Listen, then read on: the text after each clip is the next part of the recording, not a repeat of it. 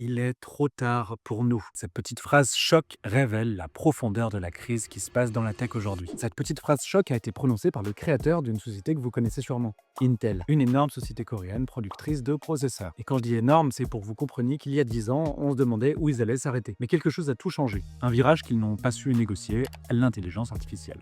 Et évidemment, encore elle. Leur patron, Lip Bhutan, concède qu'Intel n'est même plus dans le top 10 des fabricants de semi-conducteurs mondiaux. C'est une reconnaissance assez brutale de la perte de leadership qu'ils tenaient depuis des années et qu'ils ont mis des décennies à construire évidemment. Et pour tenter une réaction, l'entreprise a lancé une vague de licenciements malheureusement dans plein de pays. On synchronise ça à une compression drastique des coûts et on obtient un peu la honte d'une entreprise qui va pas bien. Et je veux que vous compreniez que rien que ce concept est fou, que Intel n'aille pas bien. C'est comme si je vous disais que Google allait s'effondrer demain, quoi qu'ils vont pas très bien non plus. Ils ont fait plusieurs erreurs graves, mais c'est pas tout. Moi je m'appelle Simon et je t'aide à mieux comprendre ton époque et à simplifier ta vie avec toutes les nouvelles technologies. Suis-moi si ça t'intéresse. Intel donc se repositionne sur des segments encore exploitables. L'entreprise qui était donc intuable et imbattable avant traverse donc une période compliquée de restructuration profonde. Bah oui, Intel, à force de faire des erreurs après erreurs, vous n'êtes plus les rois. Désormais les rois c'est qui? C'est Nvidia. On avait déjà fait une vidéo à ce sujet il y a quelques mois. Que Intel, le géant d'hier, mange dans la main d'Nvidia, le roi du monde d'aujourd'hui, c'est lunaire pour moi. Moi quand j'avais 17 ans, Intel c'était des dieux. Bref, le patron qualifie la reprise de marathon. Il promet un nouvel état d'esprit basé sur l'humilité, la rapidité et les talents spécialisés pour mener la mutation. En réalité, des discussions internes évoquent la possibilité d'une séparation entre la division Foundry, fabrication donc, et la division Design, comme ont fait les concurrents AMD ou Apple. Poliment, on dirait que ça reflète une crise d'identité grave et vulgairement, on dirait que c'est la merde.